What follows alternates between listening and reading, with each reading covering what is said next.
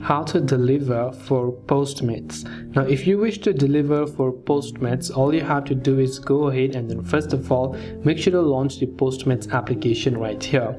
Once you launch the Postmates app, this is the type of interface that you will see. Now from the app itself, you won't find the option to apply for a driver account. In order to apply for a driving account on Postmates, you have to go to their website, which is deliver.postmates.com. Now when you go to deliver.postmates.com, you can see it says sign up to deliver, so you can tap on the sign up to deliver button right there, and from there you can actually go ahead and then use your Uber account, because Uber account is also affiliated with Postmates. So here you can go ahead and enter and log in, and once done you'll be able to sign up to become a food delivery driver with Postmates.